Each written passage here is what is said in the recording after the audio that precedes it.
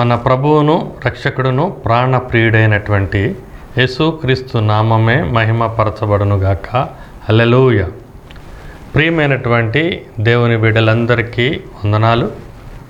యేసుక్రీస్తు హెర్మోన్ సంఘము పక్షముగా మీకు ఈ సందేశాలు సువార్తలు వినిపించబడుతూ ఉన్నవి. పరిశుద్ధ అగ్నిరథము అని కృష్ణలంకలో ఉన్నటువంటి మందిరము, పరిశుద్ధాత్మ సన్నిధి అని మదర్ తెరీసా కాలనీలో ఉన్నటువంటి సంఘ పక్షముగా ఈ యొక్క సువార్తమానము దేవుని యొక్క రాజ్య వ్యాప్తి విస్తరించబడుతున్నది. ప్రియమైన దేవుని బిడ్డలారా, మరొక పర్యాయము నూతన సంవత్సరంలో మిమ్మల్ని దీవించటానికి, మా ప్రార్థనా పూర్వకంగా మిమ్మల్ని కలుసుకోవటానికి దేవుడు మాకు ఇచ్చినటువంటి తరుణాన్ని బట్టి మీకందరికీ వందనాలు చెల్లిస్తూ దేవునికి స్తోత్రాలు చెల్లిస్తున్నాం. ఈ యొక్క పరిచర్య ద్వారా జరుగుతున్నటువంటి అనేక కార్యక్రమాల్లో నశించిపోతున్నటువంటి ప్రతి ఆత్మ రక్షించబడాలి అనే ఒక తృష్ణతో మేము దేవుని యొక్క పనివేళ విస్తారంగా ప్రయత్నిస్తూ ఉన్నాం. మీరందరూ సహకరిస్తూ ఉన్నారు. అందును బట్టి మీకు కృతజ్ఞతలమై ఉన్నాం. దేవుని లేఖనాలను చదువుకొని దేవుడు ఈరోజు మనతో ఏమి మాట్లాడనై ఉన్నాడో ఆ మాటలను మనము ధ్యానం చేసుకుని మన యొక్క ఆత్మీయతను పెంపొందించడానికి ప్రయత్నం చేద్దాం. బైబిల్ గ్రంథంలో పరమగీతములు అనేటువంటి గ్రంథము నుండి 7వ అధ్యాయము 6వ వచనములో ఈ మాట వ్రాయబడి ఉంటుంది. నా ప్రియురాల, ఆనందకరమైన వాటిలో నీవు అతి సుందరమైన దానవు, అతి మనోహరమైన దానవు. మరొక పర్యాయం చదువుతాను. నా ప్రియురాల, ఆనందకరమైనటువంటి వాటిలో నీవు అతి సుందరమైన దానవు, అతి మనోహరమైన దానవు. పరమగీతములు అనేటువంటి గ్రంథము, దాని యొక్క పేరును బట్టే ఇది పరలోకపు కీర్తనలు కలిగినటువంటిది. దాని పేరును బట్టే ఇది పరలోకపు పాట. ఇది పరమ పాట, శ్రేష్టమైనటువంటి పాట. ఇది పరిశుద్ధమైనటువంటి పాట. దేవుని యొక్క గ్రంథములో అనేక గ్రంథాలలో ఉన్నటువంటి ప్రాముఖ్యత ఈ పరమగీతములకు ఏమిటి అంటే, ఇది చక్కగా కవిత్వము రూపముగా దేవుడు మనతో మాట్లాడటానికి ఇష్టపడినటువంటి లేఖనాలు రాయబడి ఉన్నవి. ఇందులో పలుకుతున్నటువంటి వచనము షులోమతి అనే తన ప్రియురాలి గురించి సొలొమోను అనే ప్రియుడు మాట్లాడుతూ ఉన్నాడు. పరమగీతముల యొక్క గ్రంథకర్త సొలొమోనే ఈ గ్రంథంలో నాయకుడు. అతడు ప్రియుడుగా వర్ణించబడతాడు. అతనికి ఇష్టమైనటువంటి ప్రియురాలుగా షులోమతి వివరించబడింది. ఇట్టి షులోమతిని గురించి ఈ ప్రియుడు అంటున్నటువంటి మాటనే మనం చదివాం. నా ప్రియురాల, ఆనందకరమైనటువంటి వాటిలో నీవు అతి సుందరమైన దానవు, అతి మనోహరమైన దానవు అంటున్నాడు. ఈ ప్రియునకు అనేకమైనటువంటి ఆనందకరమైనటువంటి విశేషాలు ఉన్నాయి. ఈ ప్రియునకు చక్రవర్తి, రాజ్య అధికారము కలిగినటువంటి రాజుగా ఉన్నాడు. ఈ ప్రియుడు పరలోకపు జ్ఞానము కలిగినటువంటి అతి మేధావిగా ఉన్నాడు.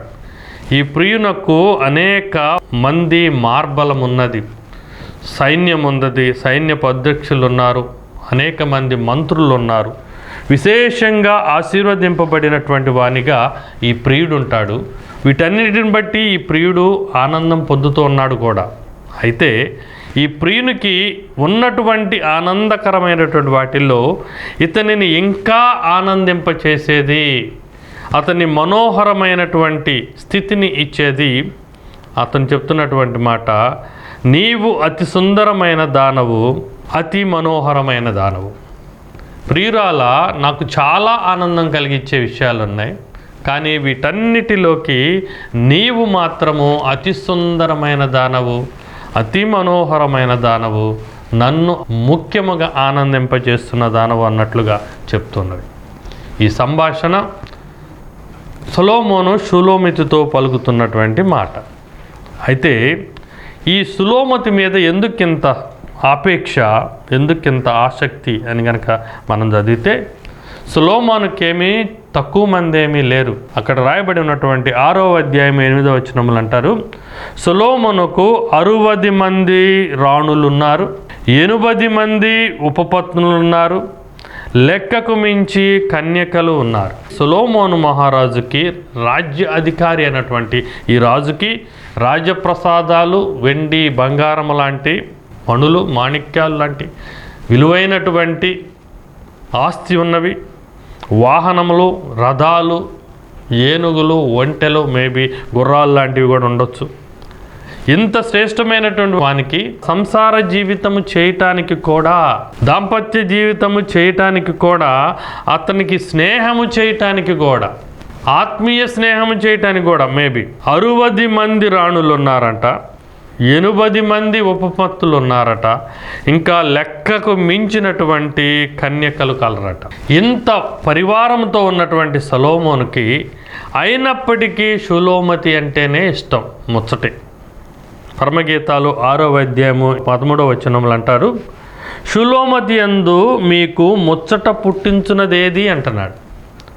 సులోమతి యందు నీకు ఎందుకు ఇంత ముచ్చట కలుగుతుంది? అక్కడ ఉన్నటువంటి ఆయన స్నేహితులు, పరివారము, సభ మొత్తం అడుగుతుంది. ఇంతమంది రాణులు ఉన్నారు, ఇంతమంది నీకు ఉపపత్తులు ఉన్నారు, లెక్కకు మించినటువంటి కన్యకలు ఉన్నారు, పరిచారకులు ఉన్నారు, చెలికత్తెలు ఉన్నారు, వీళ్ళందరిలో కూడా నీకు సులోమతి అంటే ఎందుకు ఇంత ముచ్చటి అని అడుగుతున్నాడు. అప్పుడు ఈ ప్రత్యేకమైనటువంటి కారణాలు చెప్తున్నాడు. ప్రియమైన దేవుని బిడ్డలారా, మనకు దేవుడు ఈ గ్రంథము ద్వారా తెలియపరిచేది ఏమిటి అంటే, పెండ్లి కుమారుడుగా రానున్నటువంటి వాడుగా యేసు ప్రభువారు, ఆయనే మన ప్రియుడు, మన ప్రాణ ప్రియుడు, మన హృదయంలోకి చేరేవాడు, మనలను తన హృదయంలోకి చేర్చుకునేవాడు, మనల్ని అంతగా ప్రేమించినటువంటి వాడు. ఎంతగా అంటే ఆఖరి రక్తపు బొట్టు కూడా సిలువలో త్యాగము చేయునంతగా, కార్చున్నంతగా, ఎంతగా ఆయన లోకమును ప్రేమించాడు అంటే తన అద్వితీయ కుమారుడిని మనకు అనుగ్రహించాడు.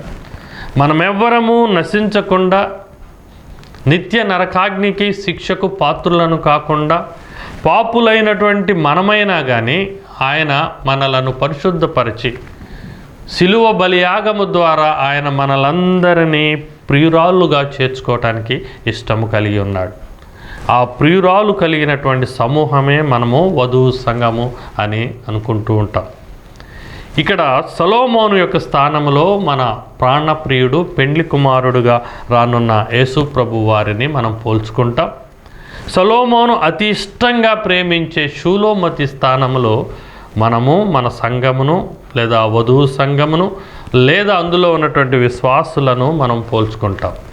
ఇప్పుడు ప్రభువారికి ఒక ఆశ కలిగి ఉన్నది. ఏమంటున్నాడు ఆయనంటే, సొలొమోను పలికినటువంటి మాటే ఆయన ద్వారా కూడా వస్తున్నది.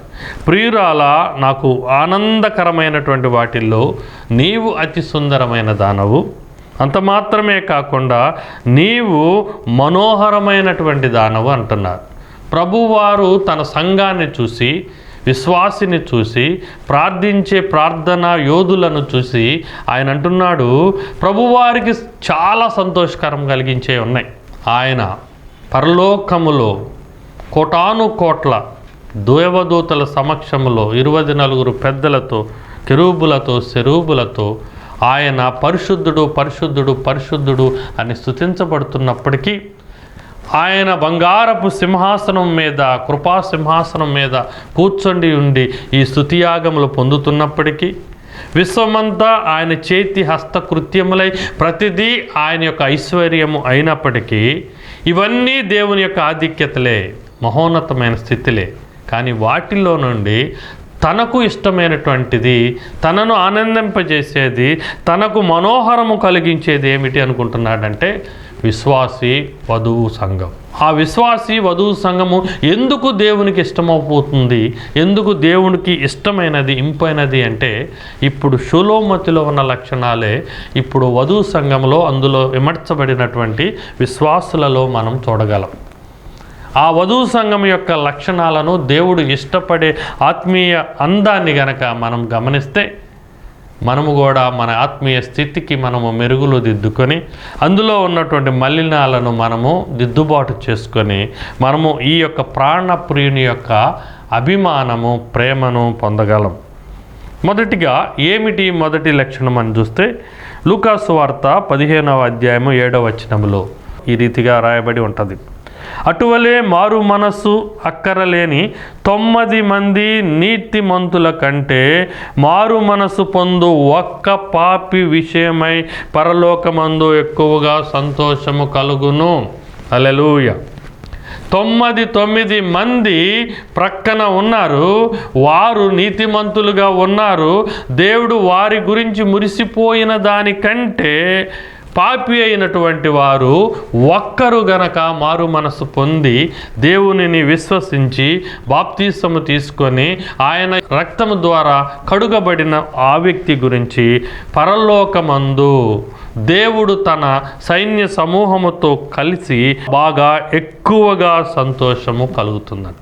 ఇక్కడ రాయబడినటువంటి ఉపమానం పైన చెప్తున్నారు. ఒక కాపరికి 100 గొర్రెలు ఉన్నవి. కాపరి పగులంతా 100 గొర్రెలను మేపుకుంటూ వాటి క్షేమాన్ని చూసుకుంటూ వాటికి ఆహారాన్ని అందిస్తూ దానిని మంచి కాపుదల కాసి తిరుగు ప్రయాణంలో తన యొక్క గొర్రెల దొడ్డికి చేర్చాడు. అయితే కాపరి అక్కడ లెక్క చూసుకున్నప్పుడు 99 గొర్రెలు క్షేమంగా సక్రమంగా గొర్రెల దొడ్డిలో చేరినవి. అంతవరకు సంతోషమే. అయితే 100వ గొర్రె అది తిరుగు ప్రయాణంలో దారి తప్పింది. అది కాపరి యొక్క కాపుదలలో లేకుండా స్వతంత్ర నిర్ణయం తీసుకొని స్వేచ్ఛను పొందగోరి ఇంకా స్వేచ్ఛగా స్వతంత్రంగా నేను తిరగాలి అనుకొని అది కాపరి నుండి దూరం అయిపోయి ఈ పచ్చిక బయళ్ళల్లో ఆడుతూ పాడుతూ ఆ గుట్టలలో మెట్టలలో లోయలలో దిగజారిపోతూ అది చివరికి ప్రాణాంతకమైనటువంటి ముండ్ల పొదల్లో చిక్కి ఉంటుంది. అది బయటికి రాలేకుండా అది బహు మరణప్రాయమైనటువంటి స్థితిలో ఉన్నది. ఇప్పుడు గొర్రెల కాపరి 99 మందిని వదిలిపెట్టి ఈ ఒక్కదాని కోసము అతడు తిరుగాడిన ప్రదేశం అంతా మళ్ళీ అనేక ప్రాంతమంతా తిరిగి దీని యొక్క ఆర్తధ్వని విని ఈ గుట్టలలో రాళ్లల్లో ఆయన కూడా శ్రమను పొంది కిందకెక్కి పైకి దిగి ముళ్ళను తాకించుకొని రాళ్లను తాకించుకొని దెబ్బలు తగిలించుకొని రక్తము కార్చుకొని ఈ యొక్క 100వ గొర్రె తప్పిపోయినటువంటి గొర్రె ఆర్తధ్వని విని ఆయన దగ్గరకు చేరి ముళ్ళను ఆ రౌళ్లను రప్పలను ఛేదించి దానిని తీసుకొని తన భుజాలపైన ఎక్కించుకొని సంతోషపడుతూ ఉంటాడు. మిగిలిన 99 గొర్రెలు దొడ్డిలో ఉన్న వాటికన్నా తప్పిపోయి మళ్ళా తిరిగి తన యొక్క స్వాస్థ్యమునకు వచ్చినటువంటి ఈ 100వ గొర్రె గురించి అతడు బహుగా సంతోషపడతాడు. తన స్నేహితులకు సహచరులకు తన ఆనందాన్ని పంచుకుంటాడు. అదే రీతిగా మనమందరము కూడా త్రోవ త్రప్పినటువంటి వారం. యెషయా గ్రంథము 53వ అధ్యాయంలో ఈ మాట రాయబడి ఉంటుంది. మనమందరము గొర్రెల వరే త్రోవ తప్పితిమి. యేసయ్య సంక్షేమములో యేసయ్య కాపుదలలో మనము ఉండవలసినటువంటి మారము విస్తారమైనటువంటి ఈవులు మనకి ఇచ్చినప్పటికీ ఈ లోకము వైపు చూసి ఇంకా ఏదో మనం అనుభవించాలని ఇంకా ఏదో మనము పొందుకోవాలని మనము స్వేచ్ఛను ఆశించి మనకు తెలియకుండానే మనము అపవాది యొక్క దాస్యంలోకి వెళ్ళాం. ఈ లోకములో ఉన్నటువంటి తాత్కాలిక భోగముల కొరకు ఆశపడ్డాం, కానీ శ్రేష్ఠుడైన మంచి కాపరి అయినటువంటి ప్రధాన కాపరి అయినటువంటి యేసుని విడిచి త్రోవ తప్పాం. ఈ త్రోవ తప్పినటువంటి వారి కొరకే ఆయన దివి నుండి పరలోకము నుండి ఆయన ఈ ఎన్నిక లేనటువంటి భూమి మీదకు వచ్చాడు. ఆయన లోకమును ఎంతో ప్రేమించాడు కాబట్టి ఆ ప్రేమను ప్రకటించటానికి అద్వితీయ కుమారుడిగా దేవుని యొక్క ఏకైక కుమారుడిగా త్రోవ తప్పినటువంటి మనలను ఆయన తన యొక్క సంరక్షణలోకి క్షేమములోకి శాశ్వతమైనటువంటి సుఖ సంతోషాల నిత్య జీవంలోకి తీసుకోవాలని ఆయన వచ్చాడు. వచ్చినటువంటి ఆయన ఈ త్రోవ తప్పినటువంటి మనుషుల యొక్క పాప భారముల విషయమై పాపపు శిక్షణ విషయమై ఆయన 39 కొరడా దెబ్బలు, బలమైనటువంటి రెల్లు గడ్డితో దెబ్బలు, కొమ్మతో దెబ్బలు, పిడిగుద్దులు, చంపలు పీకించుకొని తలపైన ముండ్ల కిరీటము ఒత్తించబడుకొని అనేక మంది రాణు వారి చేత పరిహాసము పొంది హేళన చేయబడి ఆయన యొక్క బరువుకు 4 రెట్లు బరువు కలిగినటువంటి ఆ శిలువ మానుని మోయిస్తూ ఎత్తైనటువంటి ఆ కల్వరి కొండపైన గొల్గొతా స్థలమునకు కపాలం యొక్క ప్రాంతమునకు ఆయన రాళ్లను మెట్టలను ఎక్కుకుంటూ దెబ్బలు తింటూ 3 పర్యాయాలు ఆయన పోర్లబడుతూ ఆయన శ్రమ నొంది 3 మేకులు చేతులలోనూ కాళ్ళల్లోనూ కుట్టించుకొని బలమైనటువంటి ఆ యొక్క ప్రక్కలో బళ్ళెపు పోటు రుచి చూచి ఇటన్నీ అనిపించి ఆయన చేతులు చాచి పాతాళములకు వెళ్ళపోతున్నటువంటి మనలను చెయ్యి పట్టి ఆయన శిలువపై నుండి మనకు సహాయం చేశాడు. మరణించి నిత్య నరకాగ్నికి మనము కారణభూతులమయ్యేటువంటి మనలను ఆయన తన యొక్క శిలువ బలియాగం ద్వారా సంరక్షించుకొని మనలను ఆయన భుజముల మీద ఎత్తుకొని ఆయన నిత్య జీవంలోకి పరలోకమునకు వెళ్ళుటకు ఆయన సిద్ధహస్తుడై ఉన్నాడు. అసలు ప్రభువారు జన్మించినదే అందుకొరకు. లూకాసు సువార్త 5వ అధ్యాయము 32వ వచనము చూడండి. మీరు మారు మనస్సు పొందుటకై నేను పాపులను పిలువ వచ్చితిని కానీ నీతిమంతులను పిలువ రాలేదని వారితో చెప్పాను. ప్రభువారు నేరుగా చెప్తున్నటువంటి మాట. ఎవరైతే మారు మనస్సు పొందాలి, ఎవరైతే పాపములో ఉన్నారో వారిని పిలువటానికి ఆయన భూమి మీదకు మనుష్య కుమారుడుగా రక్త మాంసములు కలిగిన వాడిగా జన్మించాడు. కొద్ది రోజుల క్రితమే మనము ఈ పండుగను క్రిస్మస్ రూపంలో చేసుకున్నాం. దేవాది దేవుడే మనుష్య కుమారుడుగా ఎందుకు జన్మించాడు అంటే పాపులందరూ కలిసి మారు మనసు పొంది ఈ క్షేమములోకి రావాలని ఆయన మనవలను పిలవటానికే ఆయన వచ్చాడు. ప్రియమైన దేవుని బిడ్డలారా, ఈ లోకంలో ఉన్నటువంటి వారి అందచందాలను ఆయన బాహ్య రూపాలను చూడడు. ఆయన పైకి అందంగా ఉన్నారు, మంచి పోలికలతో ఉన్నారు, మంచి దేహ దాడుర్యము ఉన్నది, అందగాళ్ళు, 6 అడుగుల ఆజానుబాహువులు, అలాంటివేవి దేవుడు బాహ్య రూపాలను చూడడు. ఆయన అంతరంగ రూపాలను, ఆత్మీయ రూపాలను, అందులో ఉన్న గుణ సంపదను మాత్రమే ఆయన చూస్తాడు. అపోస్తుల కార్యంలో ఒక సంభవాన్ని మనం చూస్తే 8వ అధ్యాయము 39వ వచనంలో ఈ మాట వ్రాయబడి ఉంటుంది. నపుంసకుడు సంతోషించుచు తన త్రోవను వెళ్ళెను అంటాడు. ఎవరు ఈ నపుంసకుడు అంటే ఇథియోపియా రాణి కందకే కింద మంత్రిగా పనిచేస్తున్నాడు. ధనాగారం అంతటికీ అతడు అధికారి అయి ఉన్నాడు. ఆయన ఫైనాన్స్ ఆఫీసర్ కింద లెక్క మనం చెప్పుకోవాలంటే. ఆ రాజ్యపు స్థితిగతులన్నిటినీ ధనము రూపంలో ఆయన నియంత్రించేవాడు. అలాంటి నపుంసకుడు లోకంలో అనేక మందికి తృణీకారమైనటువంటి వారు. బాహ్య రూపములో అందంగా ఉండకపోవచ్చు, బాహ్య రూపములో ఆధిక్యతను కలిగి ఉండకపోవచ్చు, కానీ ఈ నపుంసకుడు బైబుల్ చక్కగా చదివి యెషయా గ్రంథము చక్కగా వివరింప చేపించుకొని ఫిలిప్పి అనే దైవజనుని ద్వారా బోధించబడి ఆ బోధనకు ఆయన హృదయము తొలచపడి ఆ హృదయంలో వచ్చినటువంటి మారు మనస్సు అనే ప్రక్రియను బట్టి ఆ రథముపైనే ప్రయాణం చేస్తూ నీరు కనిపించిన వెంటనే దైవజనుని అభ్యర్థిస్తారు. దైవజనుడా, మారు మనసు కలిగిన నేనున్నాను, విశ్వాసం పొందిన నేనున్నాను, యేసుక్రీస్తుని నిజరక్షకుడిగా అంగీకరిస్తున్నటువంటి నేనున్నాను, సేవకునిగా మీరున్నారు, ఇదిగో ప్రక్కన నేను బాప్తిజం తీసుకోవటానికి నీరుంది, ఇంకా నాకు బాప్తిజం ఇచ్చుటకు ఆటంకం ఏమి అని ప్రశ్నించి ఆ ప్రశ్న నుండి తన యొక్క కోరికను తెలియజేసుకొని బాప్తిజం తీసుకుంది. ఆ తీసుకున్నప్పుడు రాయబడిన మాటే మనం చదివాం. నపుంసకుడు సంతోషించుచు తన త్రోవను వెళ్ళెను. నపుంసకుడు యెరూషలేము నుండి అశాంతిగా వస్తున్నాడు, నెమ్మది లేకుండా వస్తున్నాడు, సమాధానం లేకుండా వస్తున్నాడు, దుఃఖముతో వస్తున్నాడు.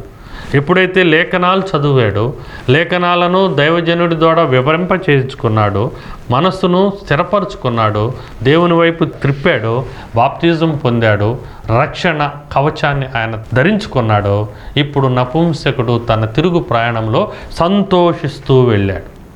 రూపం ఏదైనా, స్థితి ఏదైనా, అనేక మంది లోకములో ఉన్నటువంటి మనుషులు తృణీకరించిన ప్రియుడైనటువంటి దేవుడు ఇలాంటి వ్యక్తులను బట్టి ఆయన సంతోషిస్తూ ఉంటాడు.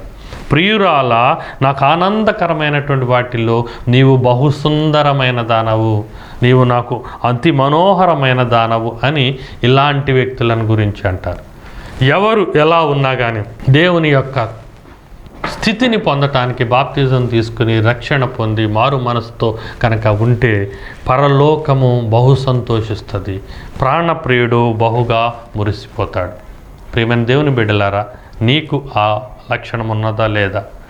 ఇందులో నీకేదైనా కొరత ఉందేమో ఆ కొరతను నీవు అధిగమించటానికి ప్రయత్నం చేయి. దేవుడు చూసేది బాహ్య రూపాలను కానే కాదు.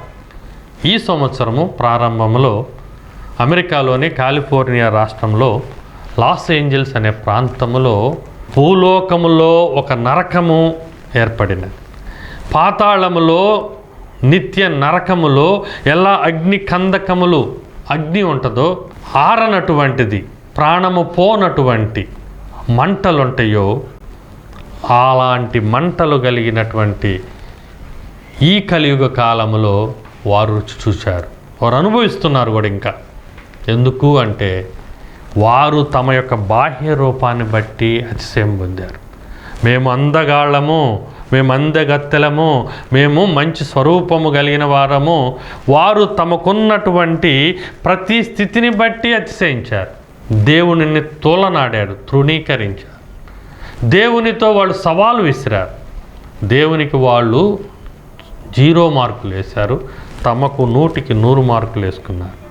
అయితే వెంటనే సొదొమ గొమొర్రా ఎలా కాల్చబడ్డాయో, ఎలా లోతు కుటుంబం తప్పితే మిగిలిన వాళ్ళందరూ ఎలా అగ్నికి ఆహుతయ్యారో ఇప్పుడు వాళ్ళందరూ హాహాకారాలు చేస్తూ విలవిలలాడుతూ ఉన్నారు. ప్రియమైన దేవుని బిడ్డలారా, దేవుని యొక్క లేఖనాలను బట్టి మనం గమనిద్దాం. బాహ్య రూపాన్ని దేవుడు చూడడు, ఆయన అంతరంగ రూపాన్ని చూస్తాడు. ఆయన మారు మనసు కలిగి రక్షణ పొందిన హృదయమే ఆయనకు అత్యధికమైనటువంటి అందమైనదిగా కనబడుతూ ఉంటుంది. రెండవ లక్షణాలను చూద్దాం. మనుషుల యొక్క అంతరంగ స్వభావము, మనుషుల యొక్క యాటిట్యూడ్, మనుషుల యొక్క ప్రవర్తన విధానము దేవుడికి అతి అందమైనటువంటి వ్యక్తులుగా కనిపిస్తూ ఉంటుంది. 1 పేతురు రాసినటువంటి పత్రిక 3వ అధ్యాయము 4వ వచనంలో ఈ రీతిగా ఒక ఆత్మీయ అలంకరణలు రాయబడి ఉన్నవి. సాధువైనట్టియు మృదువైనట్టియు గుణమును అక్షయ అలంకారములు గల మీ హృదయమునకు అంతరంగ స్వభావము మీకు అలంకారముగా ఉండవలెనని, అది దేవుని దృష్టికి ఎక్కువ విలువ కలిగినది అంటున్నాడు. దైవజనుడు దేవుని బిడ్డలు ఎవరైతే దేవునికి ప్రియునకు ప్రాణప్రియునకు అందంగా కనపడాలో, ఏమైతే వారికి అలంకరణగా కనపడాలో వాటి గురించి ఆయన చెప్తున్నటువంటి మాట, ప్రవర్తన విషయము సాధువైనట్లు ఉండాలట, మృదువైనట్లుగా ఉండాలంట, గుణాలు అక్షయ అలంకారములు గల హృదయము అంతరంగ స్వభావము ఆత్మీయతతో ఉండాలట. అట్టి వాటినే మనం అలంకారముగా కలిగి ఉండాలి. ఆ కలిగి ఉన్నటువంటి వాటిని బట్టి దేవుడు మరి ఎక్కువగా విలువ కలిగినటువంటి వారిగా సంతోషించువానిగా చూస్తాడు. ఎస్తేరు అనేటువంటి దేవుని బిడ్డ దేవుని దృష్టికి బహు అందమైనటువంటిది. ఎందుకంటే ఆమె ఆత్మీయత అందముగా ఉంటుంది. షులోమతి అంటది 1వ అధ్యాయము 5వ వచనంలో, నేను నల్లని దాననైనను సౌందర్యవంతురాలను అంటది. చూపులకైతే ఆమె నల్లటిది అయినా కానీ గుణ సంపద చూస్తే, ఆత్మీయ సంపద అలంకారం చూస్తే ఆమె చక్కటిది అని తనకు తాను అభినందించుకుంటుంది. ఎస్తేరుకు ఆ రాజు దగ్గరకు ప్రవేశించటానికి హేగే అనే ఆమెను కాపలాదారుగా ఉంచినవాడు ఇచ్చినటువంటి అలంకారపు సామాగ్రిని తప్పితే ఆమె మరి ఏదియూ ఎక్కువ కోరలేదు. ఎస్తేరు గ్రంథము 2వ అధ్యాయము 15వ వచనములు ఈ మాట వ్రాయబడి ఉన్నది. హేగే నిర్ణయించిన అలంకారముగాక ఆమె ఏమీయూ కోరలేదు. అయినప్పటికీ ఆమె గుణ సంపద, గుణ సౌందర్యము, ఆత్మీయ అలంకారము దేవునికి ఇష్టమైనది, ఆ రాజునకు ఇష్టమైనది. ఆమె రాజు యొక్క దయ పొందింది, అనుగ్రహం పొందింది. ఆమె ఆ యొక్క పర్షియా దేశానికి రాణిగా ఆమె నిర్ణయించబడినది. యేసుక్రీస్తు వారు కూడా నీ ఆత్మీయ స్థితిని చూసి, నీ ఆత్మీయ అలంకారాన్ని చూసి, నీ గుణ సంపదను చూసి, మారు మనసు పొందిన నీ హృదయాన్ని చూసి, సాధువైనటువంటి నీ యొక్క మనస్తత్వాన్ని చూసి, ఆయన సాత్వికమైనటువంటి నీ స్థితిని చూసి ఆయన నిన్ను తన యొక్క సామ్రాజ్యానికి ఆయన రాజ్య నివాసులుగా చేస్తారు. మూడవ మాట అని చెప్తూ యెషయా గ్రంథము 52వ అధ్యాయము 7వ వచనంలో రాయబడి ఉంటుంది. సువార్త ప్రకటించుచు, సమాధానము చాటుచు, సువర్తమానమును ప్రకటించుచు, రక్షణ సమాచారమును ప్రకటించు వారి పాదములు సియోను పర్వతం మీద సుందరమైనవి అంటారు. దేవుడు ఎవరిని సుందరుడు, ఎవరిని అందగాళ్ళు, ఎవరు దేవునిని ఆనందింపజేయవారు అంటే ఆయన చెప్తున్నమాట, సువర్తమానాన్ని ప్రకటించేవారు, సమాధానాన్ని చాటించేవారు, రక్షణ సువార్తను తెలియజేసేవాళ్ళు, సువర్తమానమును ప్రకటించేవారు, ఆయన అడుగుజాడలలో నడిచేవారి పాదములు ఎంతో అందమైనవి అంట. దేవుని యొక్క దృష్టిలో మనం అందముగా మారటానికి మనము సువార్త పరిచర్యలో పాలిభాగస్తులవ్వాలి. మొదటిగా మనము మారు మనస్సు పొంది దేవునికి మన హృదయాన్ని అర్పించి అందమైన హృదయముగా మనము దేవునికి చూపించుకోవాలి.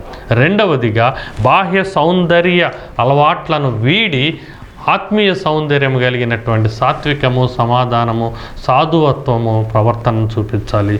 మూడవదిగా దేవుని యొక్క సువార్తను రక్షణ యొక్క వర్తమానాన్ని మనం ప్రకటించి ఆయన దృష్టిలో అందమైనటువంటి వారిగా మనం ఉండాలి. అట్టి అందమైనటువంటి సుందరమైనటువంటి ప్రియురాలుగా నీవు నేను మలసబడాలి. ప్రియుడు మనలను తన యొక్క ఇష్టానికి, ఆయన అనుగ్రహం పొందటానికి మనలను ధన్యులుగా చేయాలి. అట్టి కృప దేవుడు మనందరకు సమృద్ధిగా కలుగచేయును కాక. ఆమెన్. చిన్న ప్రార్థన చేసుకుందాం. పెండ్లి కుమారుడుగా రానై ఉన్నటువంటి మా ప్రభువా, మా ప్రాణ ప్రియుడా, నీ ప్రియురాలు ఏ రీతిగా ఉండాలో మీరు ఈ లేఖనాలను బట్టి ఈ యొక్క సందేశంలో 3 విషయాలు తెలియజేశారు. మారు మనస్సు పొంది బాప్తిజం తీసుకుని రక్షణలోకి ప్రవేశించి మా హృదయాలను అందముగా మలుచుకోవాలని, అలానే లోకరీత్యా బాహ్య స్వరూపాన్ని మేము అలంకరించుకొనకుండా మేము ఆత్మీయ అలంకరణలు కలిగి ఉండాలని, సాధు స్వభావాన్ని, సాత్వికత్వాన్ని కలిగి ఉండాలని. ఎందుకంటే మీరు సాత్వికులు, మమ్మలను కూడా ఆ రీతిగా ఉండాలని కోరుకున్నారు.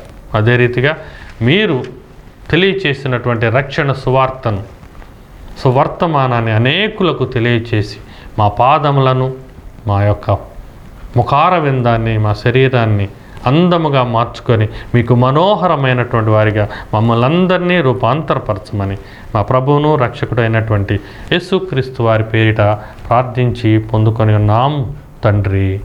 ఆమెన్. దీవెన.